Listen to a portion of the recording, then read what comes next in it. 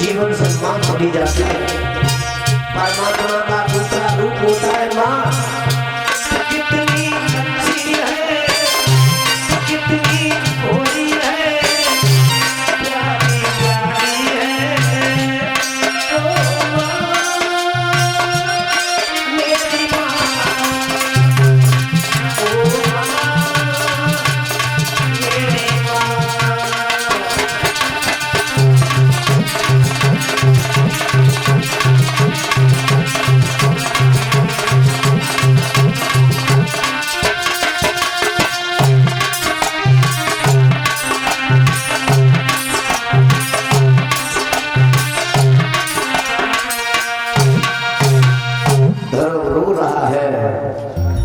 उत्तम ने आकर के आवाज लगा दी नीचे से, डरो भैया। ध्रुव ने छत से झांक करके उत्तम को देखा। परीक्षित जी, माताओं में विवाद था, माताओं में दूरियां थी और दूरी सुनीति की तरफ से नहीं थी, दूरी थी सुरुचि की तरफ से। मगर भाई का प्यार बड़ा विलक्षण होता है और किसी की जिंदगी में भाई भी नहीं होता है। भाई सेवा के लिए है। उत्तम ने जवाब दिया, भैया ध्रुव नीचे आ जाओ। ध्रुव कहने लगा, हमारे पीछे तुम्हारी माँ ने तुम्हारे तमाचा मार दिया। उत्तम रोने लगा, जवाब देता है, ध्रुव भैया तमाचा मेरे मारा है, तुमसे कुछ नहीं कहा। और आज हम और तुम पांच चलेंगे जहां हमारी माँ कभी नहीं जाती है। भैया के प्रेम में बंधे हुए ध्रुव ने माँ की बात को बना दिया। इसे कहते हैं प्रेम। सीढ़ियों से कूदता हुआ जरा सा बालक ध्रुव नीचे आया और उत्तम ने हाथ पकड़ा, जवाब दिया, आज हम लोग पिता के दरबार में चलेंगे। राजा उत्तानपाद का भरा हुआ दरबार लगा है और दरबार के पीछे राजा की नजर जब गई है तो ध्रुव आगे और उत्तम पीछे। आज मौका मिल गया। हाय हाय, राजा अपने को न रोक सके, गद्दी से कूद करके भागे और ध्रुव को जाकर के गोदी में उठाया और उत्तम का हाथ पकड़ लिया। सिंहासन तक लेकर के आए। परिवार के भाइयों में बड़ा प्यार होता है, मगर सुरुचि जैसे विचार की आ जाती है ना, ये परिवार में भी फूट डाल देती है, जहर घोल देती है एक दूसरे के हृदय में। कुछ माताएं चलनी की तरह होती हैं और कुछ सूप की तरह होती हैं।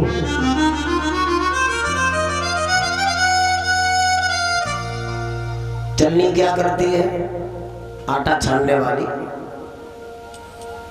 साफ साफ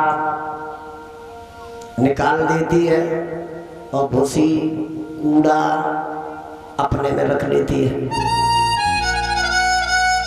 और सूप का क्या काम होता है? खराब खराब फेंकता है और अच्छा अच्छा। सूप जैसे विचार की मां होनी चाहिए। उस सभा में एक नीच बैठा हुआ था, एक चुगला बैठा था, वहां से भागा और सुरुचि को जाके बताया है, सौत का बेटा भरे दरबार में तुम्हारे पति की गोद में बैठा है, तुम्हारा बेटा जमीन पे खड़ा है। ऐसा लगा है सुरुचि को जैसे हृदय में आग लग गई हो। छड़ी उठाई। याद रखना भैया, जिसके आंखों में सील, हृदय में दया नहीं होती है, वो दूसरे के दर्द को दर्द नहीं समझता है, दूसरे के दुख को दुख। छड़ी उठा करके दरबार में पहुंची। राजा उत्तानपाद ने छोटी रानी को आता हुआ देखा।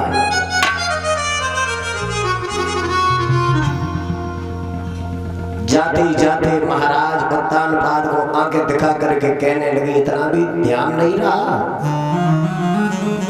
ये गोदी में कौन है और जमीन पे कौन खड़ा है? शेरों को पछाड़ने वाले लोग मिल जाएंगे, लेकिन स्त्री के आगे वो भी किसी काम की नहीं है। कौन? जिन्होंने सुरक्षी को सर पे बैठाला है,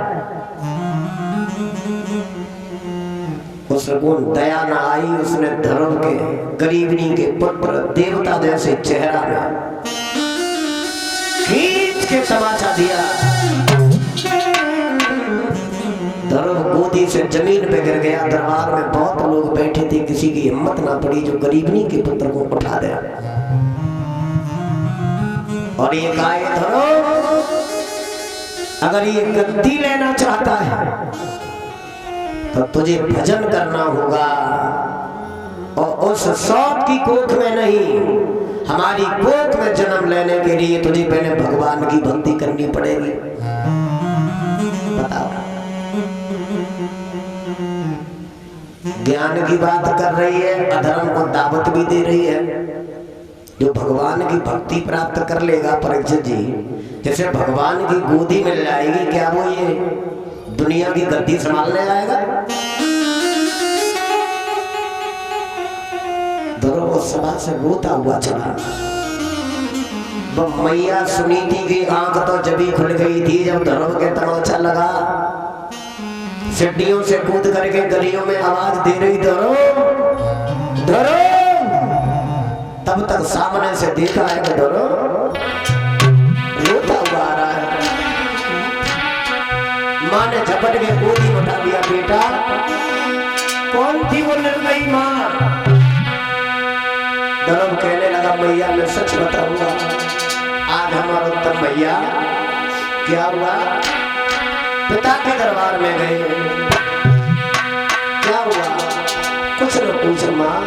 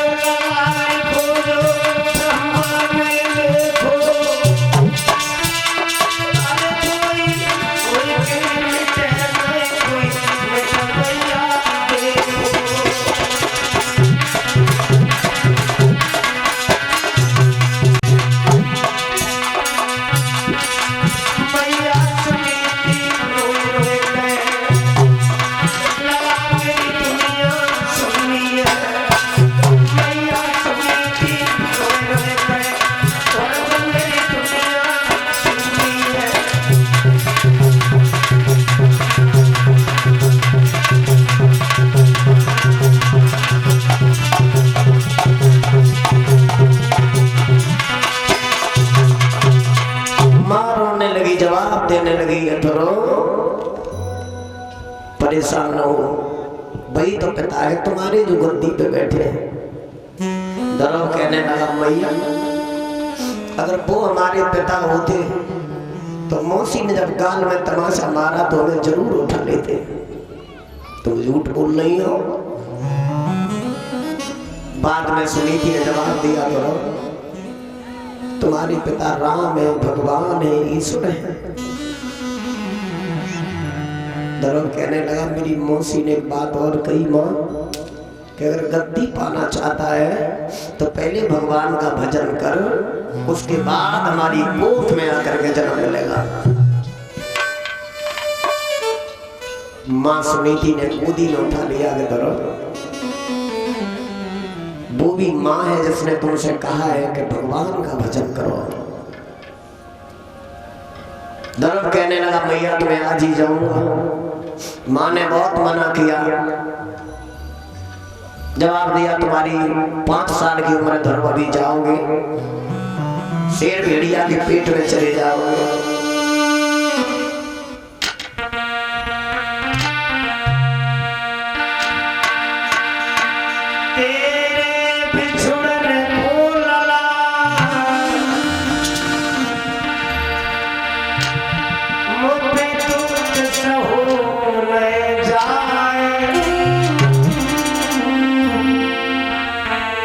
रात दिन टकराऊंगी जिम बछड़ा बिन गाय, बछड़ा बिनाइयों गाय सुत बिन माँ कयो बिल खाती है। गोदी से जिनके सुत बसे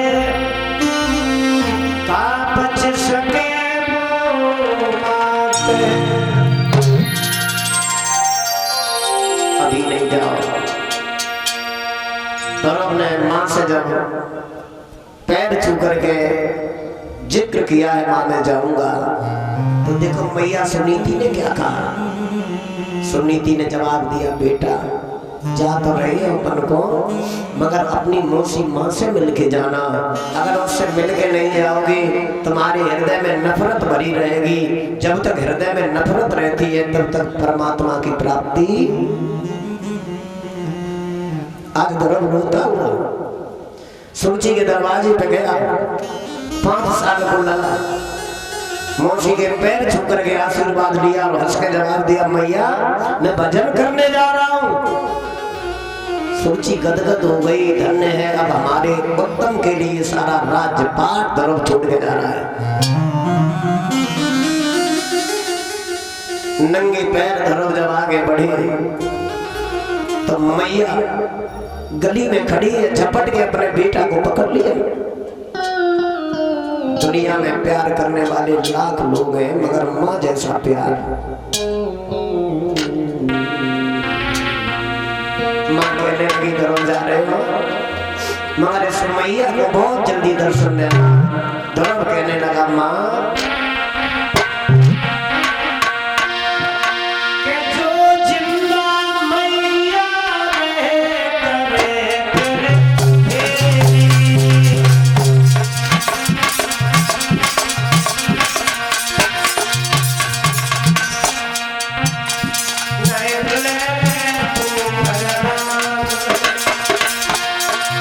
आखिरी मेरी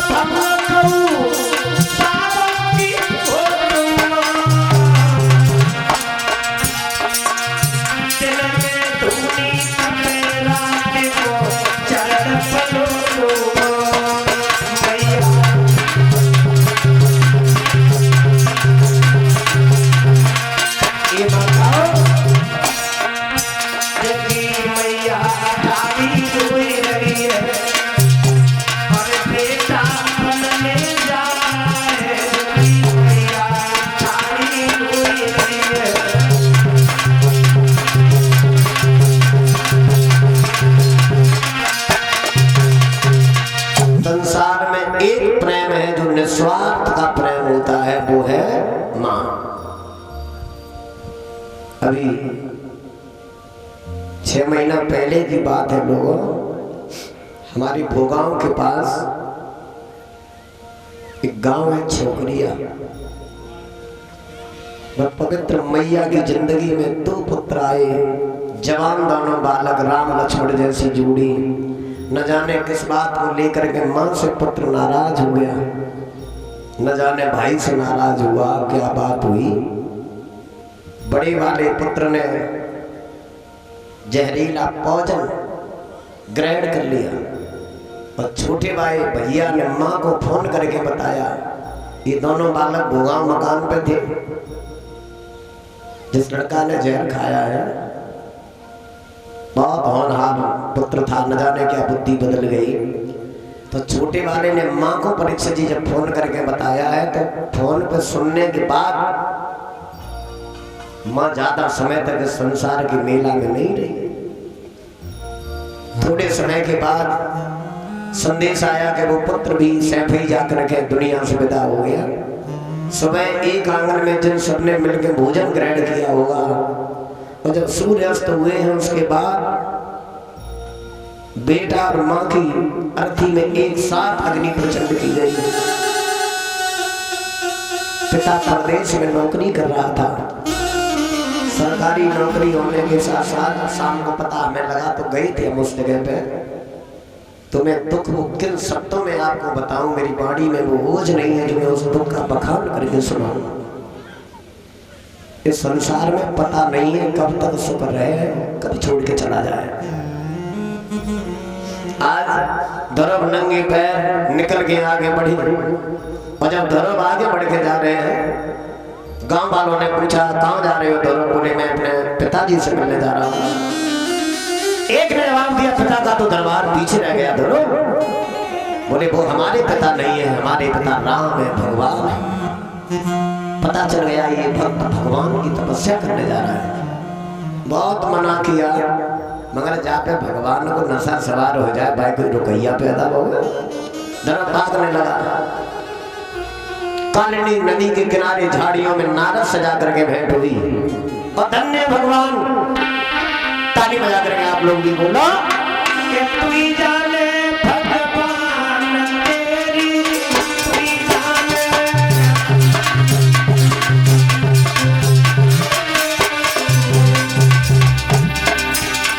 अरे तू ही जाने भगवान तेरी, तू ही जाने।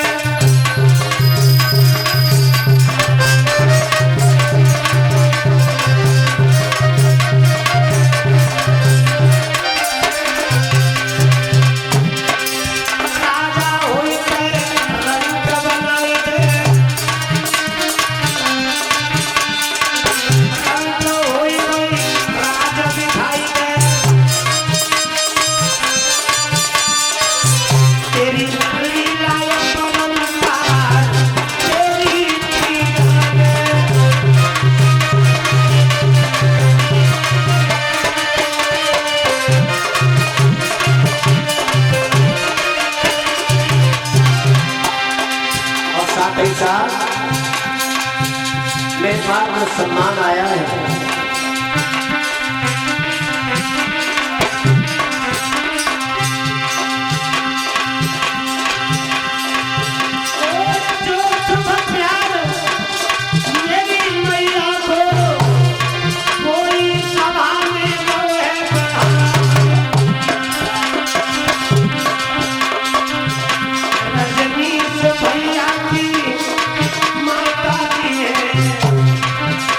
तो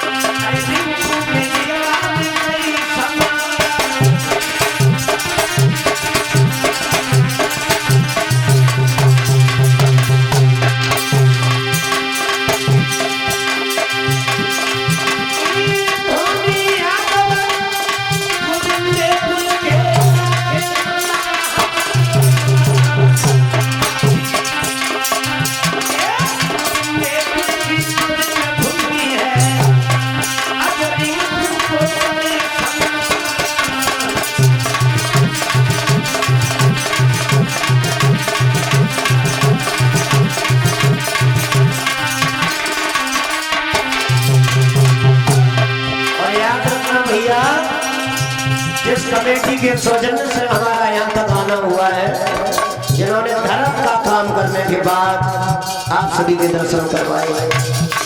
और ये काम भी कोई हर किसी आदमी का नहीं होता। कथा का आयोजन करवाने वाले सभी लोग कमर कस के रहना, तुम्हारे ऊपर भी कीचड़ उछालने वाले लोग या नहीं हर गाँव में होते। क्या कीचड़ उछालते, कोई कोई कहता है रुपया खाएगा, कोई हाथ बचाएगा। ये तुम्हारा अपमान करेंगे, तुम्हें भगवान धर्म में आगे बढ़ाएगा, सुख देता है। धर्म करने वाले के पीछे कभी व्यंग नहीं उठाना चाहिए।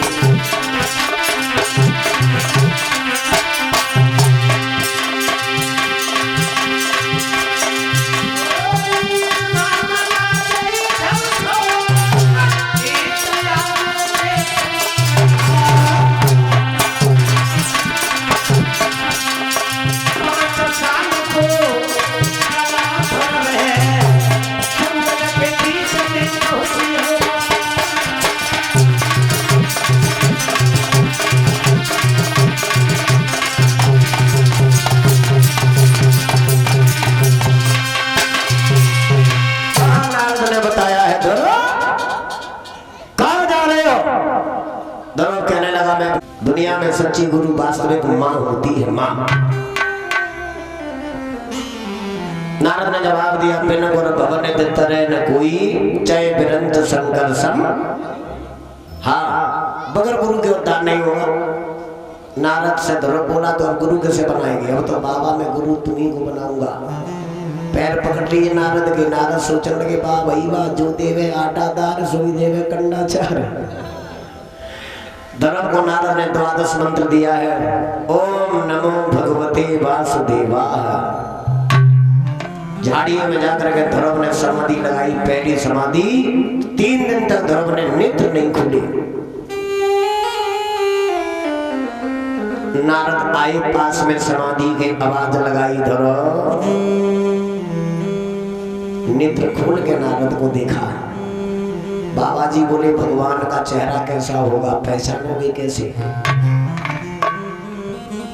4 भुजाएं होंगी, शंख चक्र पद्म गदा हाथ में होगा।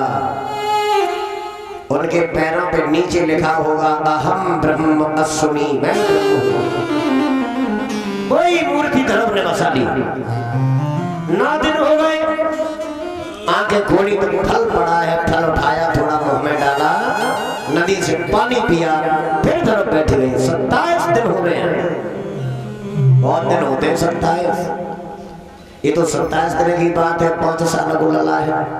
और जहां सवेरे रंजीत तुम प्रार्थना करवाते हो, एक पुरुष भगवान की कहते होगे कि सब नेत्र बंद करके प्रार्थना बोल लो।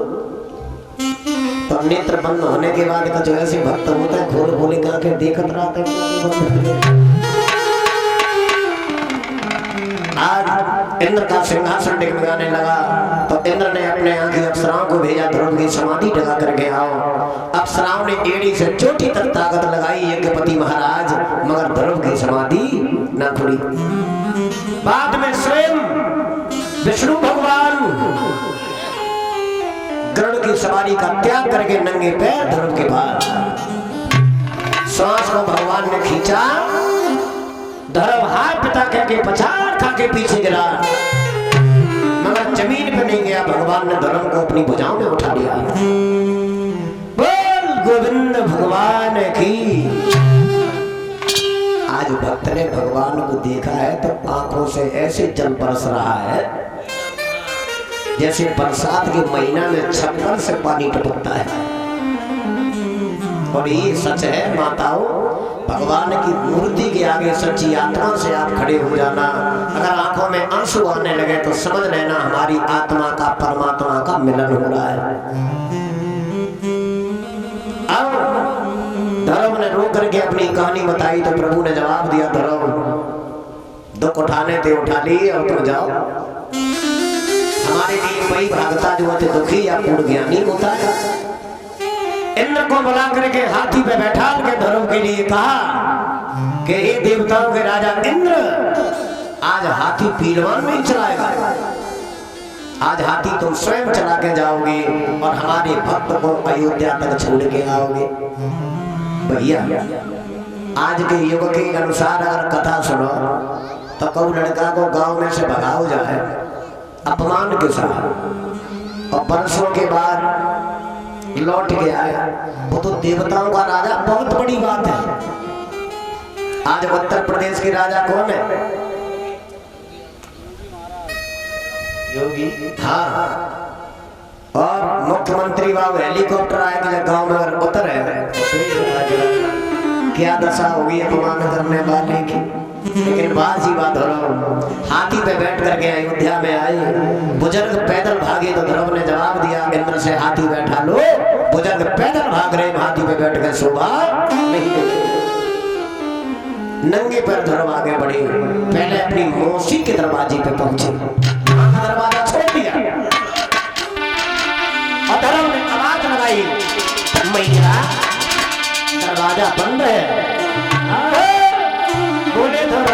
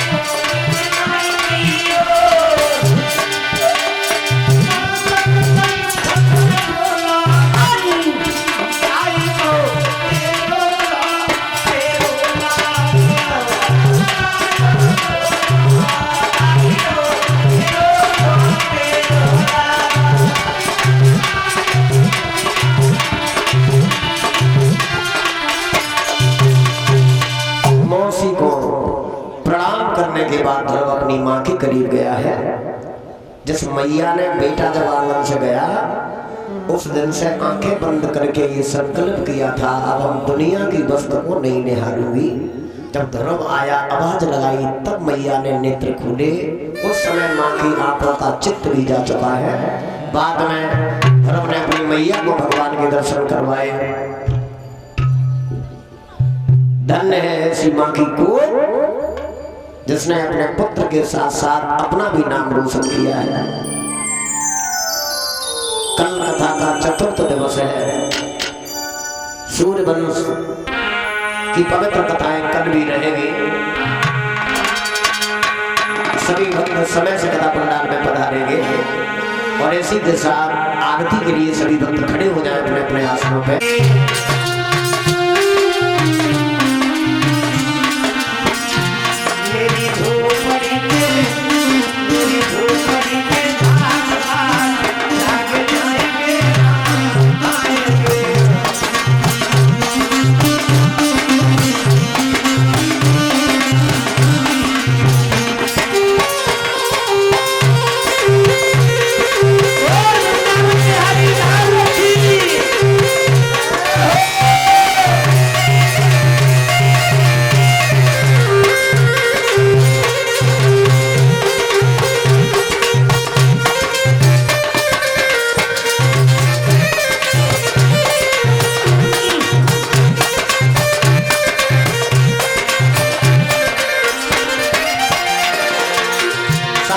भगवान की आरती बोलना सब